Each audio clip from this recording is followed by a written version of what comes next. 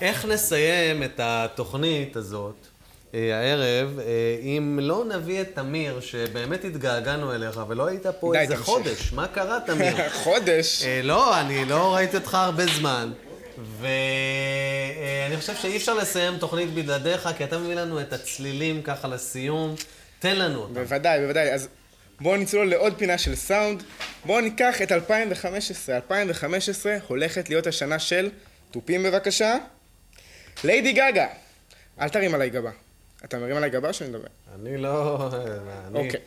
יש סיבה לכך שאתה מרים גבה, כי היא קצת נעלמה באמת מהעין בזמן האחרון, וזה לא כל כך מפתיע, כי לא שמענו ממנה, והיא גם לא תוציא, לפי דברי המנהל שלה שהתראיין לאחרונה, עד 2016 אף סינגל חדש. אז למה דווקא השנה של ליידי גגה? אז הזמרת שתחגוג ממש החודש 29, תאכלו לה מזל טוב ככה,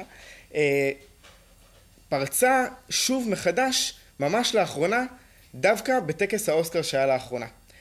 הזמרת שכולנו יודעים שהיא שרה סגנון כזה או אחר, פופ די בנאלי. די שמרנית כזה. כן, מאוד שמרנית עם סמלת הבשר שלה ממש. אבל היא פתחה את הפה וככה גילו שהיא בעצם יודעת לשיר. הזמרת בעצם ביצעה מחווה לצלילי המוזיקה, הסרט שבאמת עכשיו למלואו ככה לצאתו 50 שנה, עשו בעצם במערכת טקס פרסי האוסקר מחווה עם שרשרת שירים, וליידי גגה נבחרה לשיר את השירים, שבסופה של המחרוזת, מי שעלתה לבמה לחבק אותה, הייתה ג'וליה אנדרוס, השחקנית והזמרת המקורית של הסרט, והקהל ממש הזיל דמעה, עמד ומחא כפיים, תשואות בעמידה מה שנקרא. הכותרות לא הפסיקו ברחבי העולם, אם זה מגזינים נחשבים כמו הרולינג סטונס, הבילבורד האמריקני, שיבחו את הזמרת שאמרו לא ידענו שהיא יודעת כל כך לשיר. וזו רק ההתחלה. חודש לפני, הזמרת הופיעה יחד עם טוני בנט, זמר קשיש שמוכר יותר לדור קצת, לא הדור שלי, אולי קצת לפניו, מכירים את טוני בנט, הזמר ששר קלאסיקות ג'אז. בעצם בצעד שגם הוא מרים גבה, הם חברו והוציאו אלבום קלאסיקות של ג'אז לקראת החגים, משהו שהאמריקנים מאוד אוהבים, ככה שיהיה להם איזה שירי קריסמס ג'אז.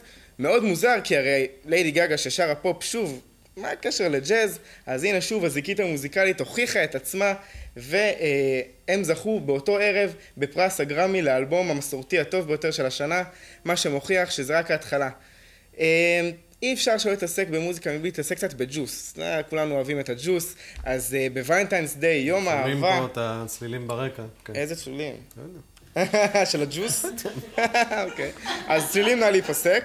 אז הג'וס שאנחנו כולנו אוהבים, ליידי גגה, ביום האהבה, בוולנטיינס דיי, שיתפה את העולם בטוויטר שהיא מאורסת לחבר השחקן שלה, שמו טיילור קיני, וקיבלה טבעת יהלומים בצורת לב, איך אי אפשר, כולנו היינו רוצים.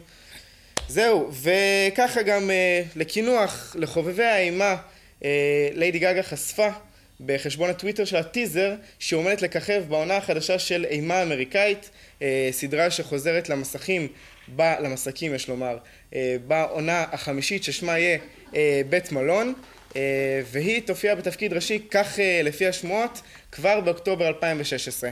אז שוב, 2015 הולכת להיות השנה של גגה, גם אם אנחנו לא נשמע ממנה אפילו שיר אחד, כמו שאמרתי, עד 2016, ככל הנראה לא נשמע ממנה אף צליל, למרות שכבר יש שמועות על שיתופי פעולה עם אדל, עם המפיק של הרד וואן שאחראי על כמה מהלהיטים הגדולים שלה. היא יודעת למתק את עצמה כל פעם מחדש, אנחנו להמציא את עצמה. בוודאי, אם זה הסמלת בועות או סמלת בשר, ואם זה העמותה שלה, אנחנו אני מחכה, אנחנו מחכים, נראה מה יש לה להציע. ליידי גגה, לא רק מוזיקה. אוללה, טרללה. תודה רבה. כן. שלום. היי. טוב, קודם כל אני חושבת שהאייטם, איך שבנית אותו, זה היה מבריק בעיניי. לקחת נושא אחד וחילקת אותו לכמה דברים, ובאמת אשכרה החזרת עטרה ליושנה, כי באמת לא שמענו עליה מלא זמן. הקטע בהתחלה על האוסקר היה מטריף, ממש אהבתי, וגם אני מרגישה שיש לך משהו קצת, איך קוראים לו, חי בלילה נדב... לשם כיוונתי. יש לך משהו, כאילו לא אותו דבר, אבל איזשהו קו, ממש אהבתי. כן, זה... אחד הדברים שאפשר לראות בפינה הזאת, זה פינה שאפשר לשדר אותה כבר.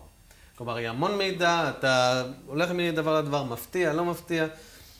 ככה, זה כבר ממש משהו שיכול ללכת, וזה הולך בתוכניות מסוימות, כמו שאמרת. כן. כן.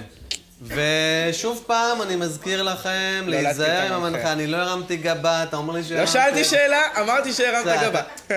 תבינו, הדבר הזה הוא מאוד מאוד... לא היינו רוצים בתור מנחים שעשו. לא מרימים שם גבות, כי אין גבות. כן. לא, אבל אם אתה אומר, אתה הרמת גבה, לא הרמת גבה, אתה ממשיך עם הקטע הזה בזמן שלא היה דבר כזה, אז שים לב, לא.